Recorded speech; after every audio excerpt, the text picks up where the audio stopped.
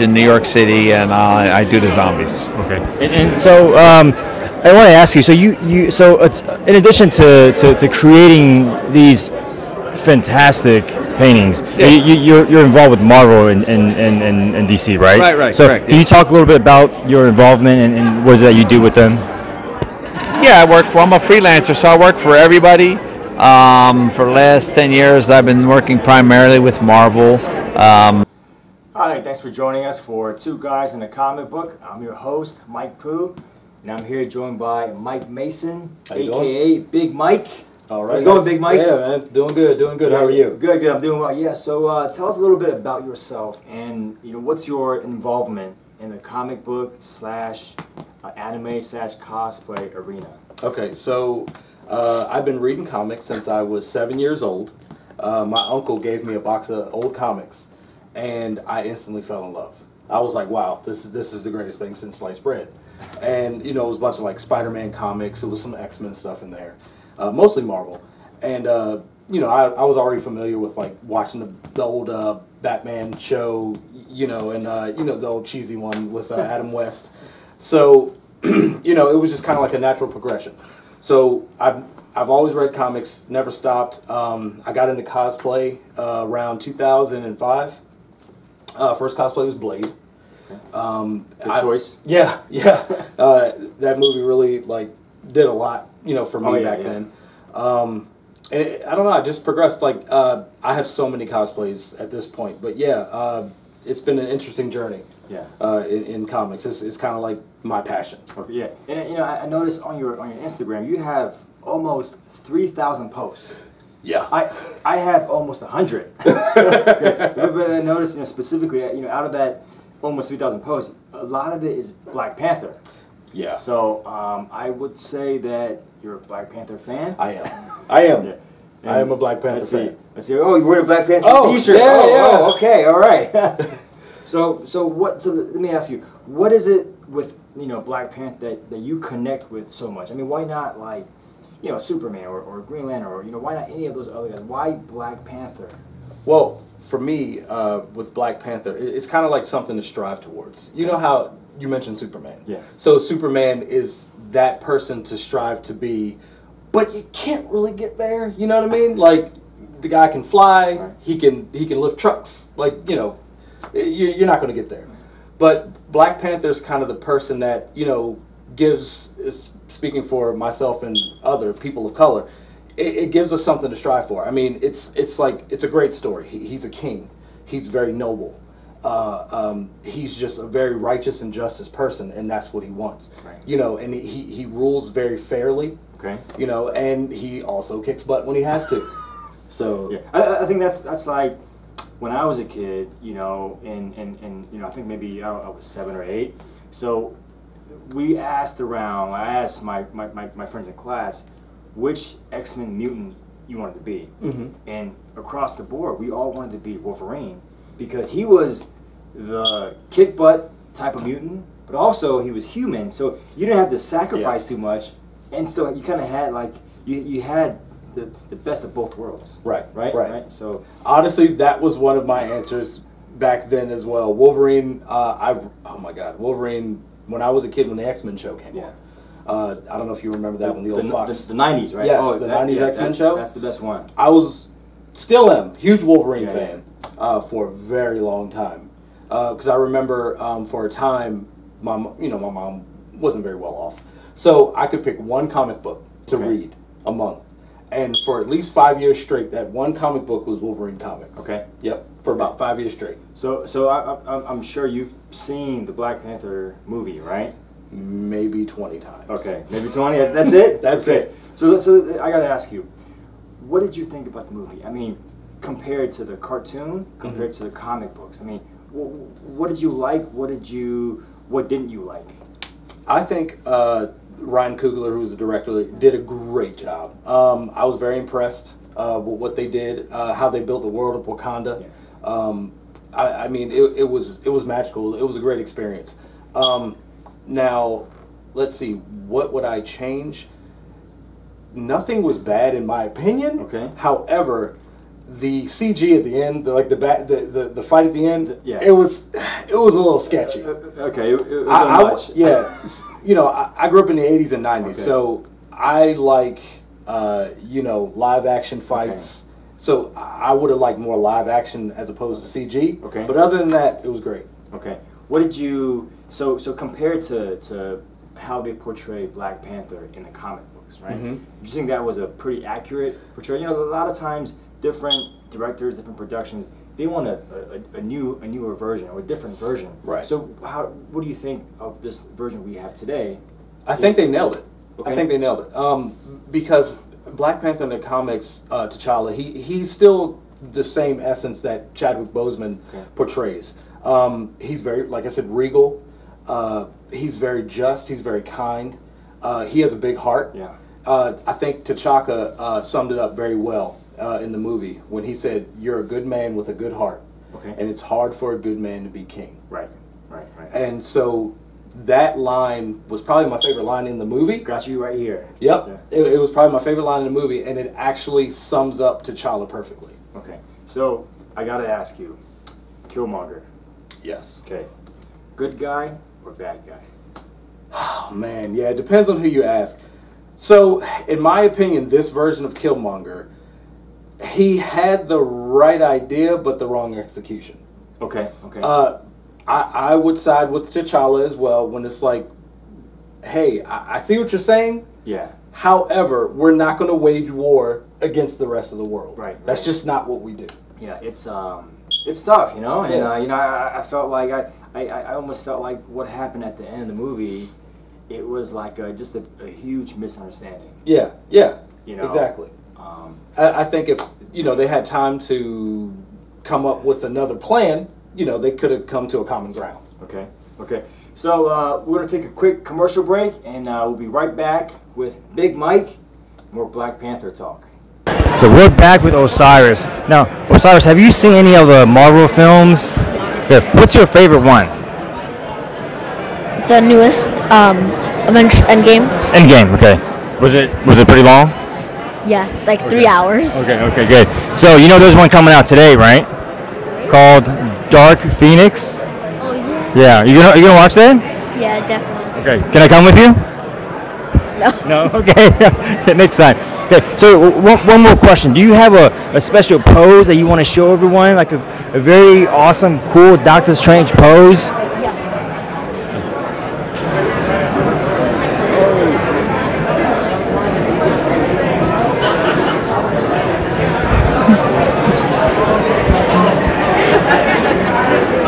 All right. That's it.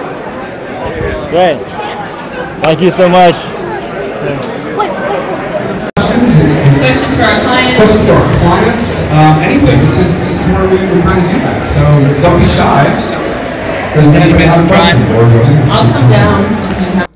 And we're back with Big Mike.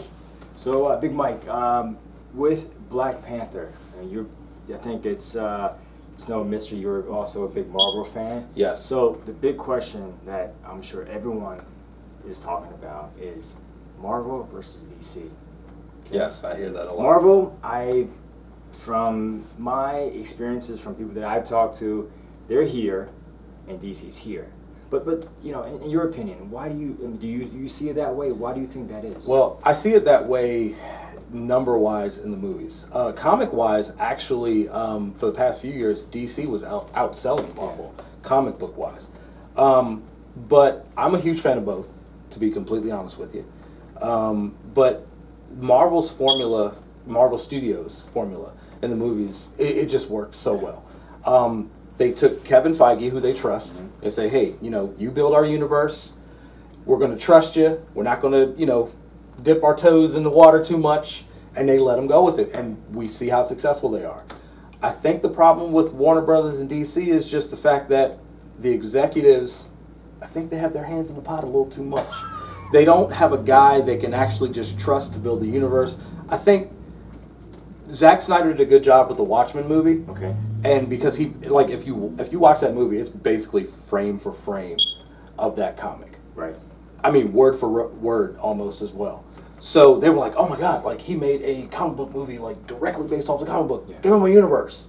Like, okay, like prove yourself a little bit more first. Right. You know what I find pretty interesting is that for me growing up, so I'm gonna be perfectly honest with you, I didn't watch Iron Man growing up. I did not know the history of Iron Man. Mm-hmm. I also didn't connect with Captain America. Okay. And a lot of the Avengers, that's shown in the movies the past 10 years. Who I knew growing up was Batman, Mm-hmm. Superman, pretty much I think more DC guys. Right. For me, on the Marvel side, I'm an X-Men guy. So I can answer a lot of X-Men questions. But Yeah. the Avengers, I just didn't connect with it. Maybe because I don't know, I didn't see them on TV as much. Right. But I just didn't connect. But for some, I don't know how they did it, and the way the Marvel Studios has put this whole thing together on film. I am a huge Iron Man fan. I'm a big Captain America fan, and it's like, wow, where was I the past 30 years? Yeah. It's funny because in the 90s, each of those characters you mentioned, well, besides Captain America, had a show. Right. So there was an Iron Man show. Right. There was a Fantastic Four show. I remember that. Yep. Yeah, and there was even an Incredible Hulk show. Okay. Not the live action, but there was a cartoon as well. But I got a lot of exposure through the Marvel guys as well, through those old TV shows that came on Saturday morning. I would get up early Saturday morning. Me too. And watch so much. I remember Dragon Ball when it started coming on DC 20 back in the early 90s. Was that the English version, or was that the? But it would come on like 6 in the morning. Okay, and you got out to watch that? Yeah, right? one Saturday morning. I have no clue why. I had to go to the bathroom or something. Right. I got up and I couldn't go back to sleep, so I turned the TV on, and Dragon Ball was on, and I was like, "Oh my God, what is this? This is the greatest thing ever." So this is dating me right now.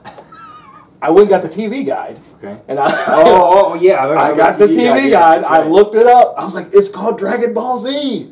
And when does this come on? So you look and see when it comes on. And I would set my alarm every Saturday morning. And then I would start at 6 a.m. with Dragon Ball Z and just go down, the line of all the, shows that would come on at that point. And I was very up on pop culture because my Saturday mornings were spent in front of the television. No, I honestly, sugary cereal. Yeah, as a grown man now, I sometimes wish they still had that. Yeah. I would dedicate my Saturdays to watching those cartoons. Yeah, that'd be a great time, especially like with kids and everything else. You just sit there, hey, entertain yourselves, children. Yeah, I know. You But know? I gotta say, back to the Marvel versus DC. It just I thought about this earlier today actually. That individually, like Batman, I mean, it's not just the character. I mean, Batman is a household name, right? Superman as well, and some of the other characters. But then I felt like when they came together for the movie, something didn't connect, and it's like it's like, for example, you have this all-star team, but then when they come together, it's like okay, well, we're missing something here for some reason. I think it was a spark. See, what Marvel did was they were able to build a universe. They had basically the characters they had in the Avengers pretty much each had their own separate films that people came to love before they put them all together. DC did, okay, let's do Man of Steel, then let's have Batman and Superman fight, and then it's the Justice League. It's like, maybe you should have, broken this up a little bit more. Yeah. Just think if Aquaman had came out before they did Justice League. Right. It would have been way more successful. Okay. Like you did Aquaman, say maybe even a Batman movie, like Man of Steel, maybe a Batman movie, Right. Aquaman, Wonder Woman. Then people would have been like, "Oh my God," because Wonder Woman and Aquaman were great. Yeah. Man of Steel to me is underrated. I actually really liked Man of Steel. Okay. Underrated movie in my opinion.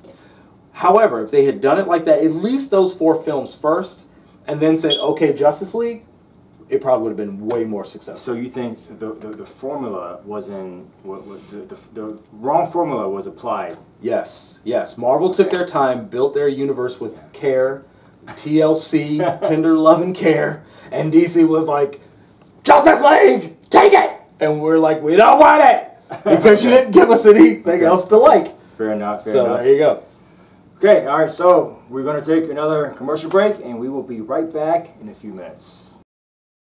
I'm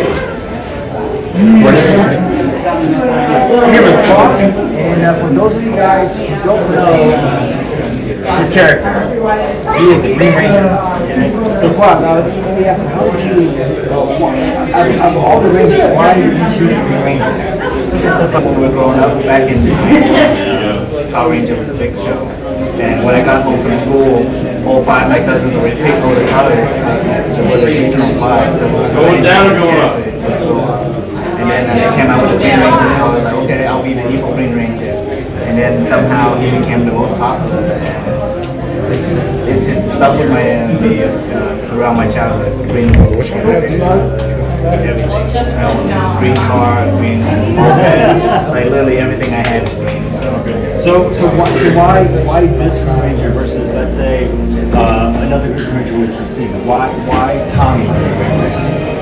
The original I grew up with. It's like I was born in '89, and growing up watching him, like I watched both. Going up or going down? I think it's the Japanese, both versions, like the Japanese and the US. There's a lot of difference between them, but like I love how Jason David Frank played Tommy Oliver. So, it's just like instant classic. And when I grew up, I was like, I want to be a Power Ranger, but the only Power Ranger that I would ever want to be is the Green One. So I had to go and get it one night. I can't afford it. Great. So here at the Comic Con, there's lots of impressive costumes, but I think your costume might be one of the better ones. I think. So can you just kind of guide us through like how you got to make this? How did you go about having this? This looks original. Yeah, it's actually I commissioned Anakin Cosplay to make this, and he's actually officially licensed by Saban to do the costume and how good he is. And the helmet, the suit, the shield, and the boots, the gloves, all made by Anakin Cosplay. And it took a while, but it took a lot back and forth between emails and stuff, but finally, because he's in Taiwan, when I couldn't be happier with like the result. And, I got a lot of confidence. So are you from Taiwan? No, I'm from Vietnam. Okay. But originally, I actually just got this today. The dagger, but originally I didn't have one, so I made one myself, and it's actually in my bag. It's the 3D handmade, painted, so everything is. I'm so glad that I finally have an updated version of it. So can you show us? I think for me personally, the original Green Ranger was definitely one of my favorites as well.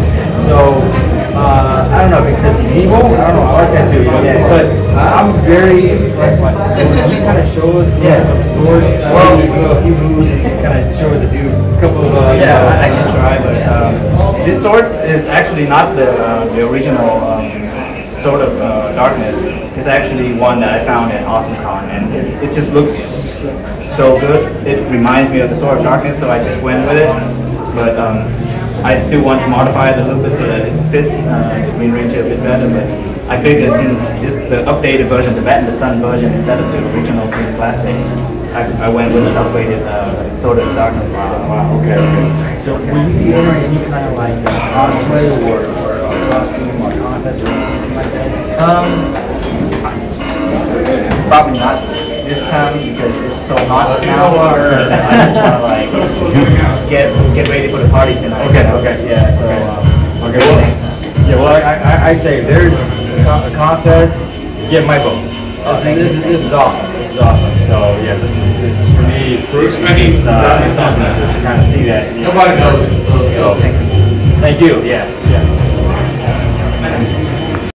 I am here with Arthur, the Zombie King. So Arthur, you've got some amazing artwork here. I mean, I see the Hulk, I see pretty much the Avengers Squad, Superman, Deadpool. Can you tell me a little bit about your artwork and how did you come up with all this, And we're back with Big Mike. So Big Mike, stepping away a little bit from the Marvel versus DC universe. So I understand you also do some stunt work on the side. Yes. Right. Yes. So tell us a little bit about your stunt training. Okay, so I was a member of the DC Stunt Coalition. Excellent group of guys and gals. Okay. So they in Gaithersburg, I believe, is a training facility, and it basically is showing you how to take bumps and falls and fight choreography, for the movie business. Okay. It's really fun too. If you're a physical person, I grew up also taking martial arts. Okay. And I wanted to be a stuntman at like 10 years old. I remember I told my mom, I was like, I'm gonna be a stuntman. And she would constantly hear, what's going on the stairs? Like all this bumping and stuff. I was teaching myself how to fall down the stairs. Like I literally would roll down the stairs. Why do you have a bruise? Oh, no, don't worry about it. It's okay. I'm stuntman Mike. I'm trying to get it, So yeah, I would scare the neighbors. I'd ride my bike really fast and like jump off the handlebars and just roll down the hill. And, oh man, yeah. So when I found out about the DC Stunt Coalition one time at AwesomeCon in DC, they were putting on a performance. And I was like, oh my God, I need to do this. Okay. This was maybe 3 years ago. And I turned to my wife. She was like, yeah, oh yeah, you'd love it. So, I called them up and they were like, yeah, come on in. And I was able to do it for a few months. I actually did a couple of projects with them. Okay. Unfortunately, life got in the way. I have kids and stuff. So yeah. So I had to stop for a while. I still want to get back into it. Okay. But it's a lot of fun, and DC Stunt Coalition is great. So let me ask you, let's say if you had to pick one, what is a very challenging stunt? I think like a high fall. Okay. A high fall would be very challenging because, especially from like a couple of stories up, it's almost like you have to correct your body in the air to make sure you hit the mat properly so you don't die. Okay, but not the double backflip because you got that on no, lock, it's fine. right? Yeah, you got that on lock. Yeah, right? that's easy. That's easy.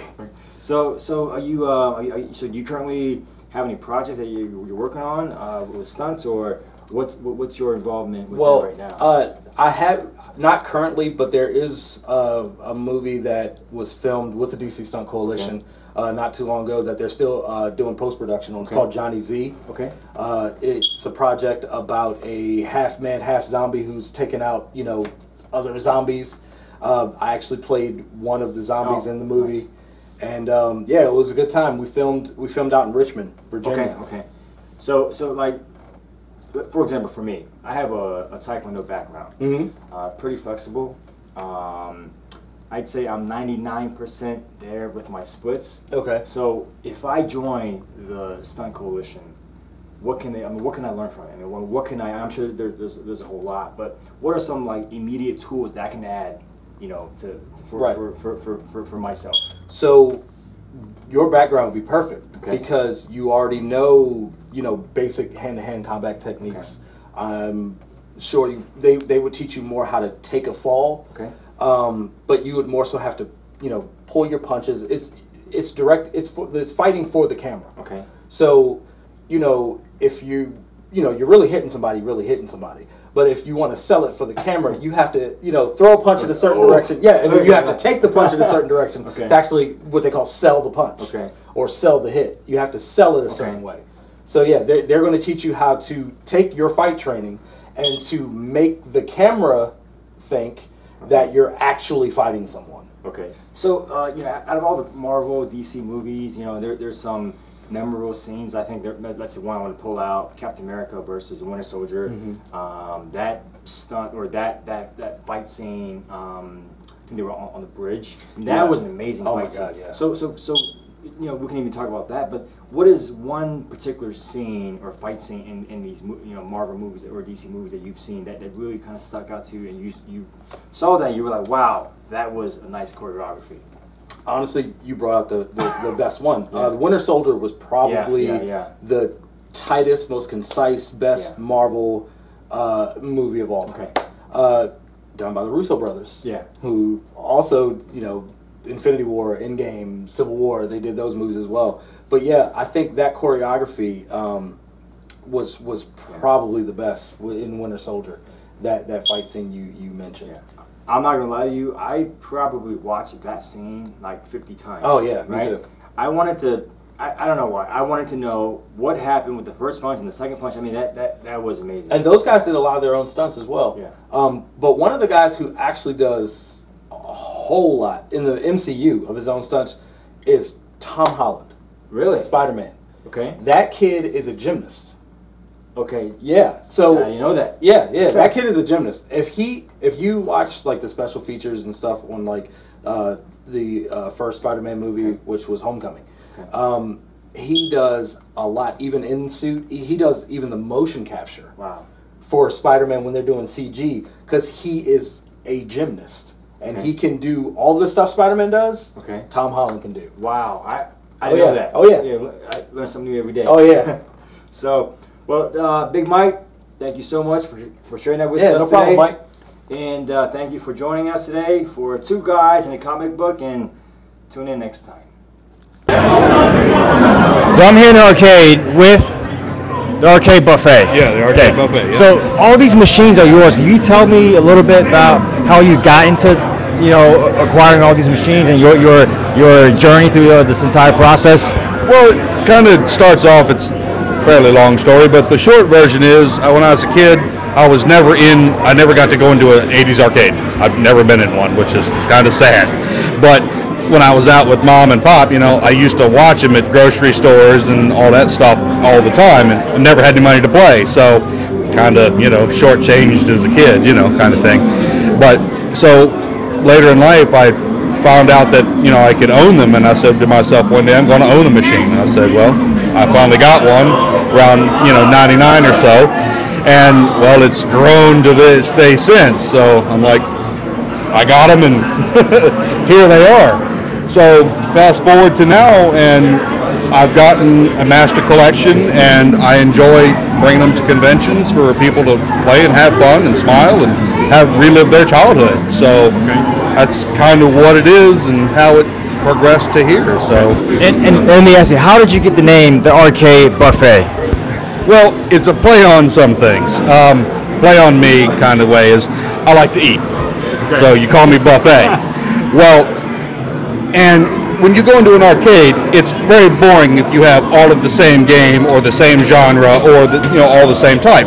So my collection consists of many, many, many different types: fighters and shooters and shmups and beat 'em ups and just maze and platforming, all that stuff. So you can walk into places when I bring them to conventions or anywhere like that and have a buffet of things to play. So everybody is happy. There's classics, there's fighters, there's shooters, there's rail shooter, all kinds of stuff. So it just makes it fun. Okay, well, Mr. Buffet, if I may call you that. Yeah, sure. Yeah, well, thanks so much for bringing all these games. Definitely, I went through and I was able to relive some very important moments of my childhood. So thank you so much for that. Absolutely, no problem. Yeah, and we'll come back and see you again. Yes, absolutely. Look forward to it. So thanks so much.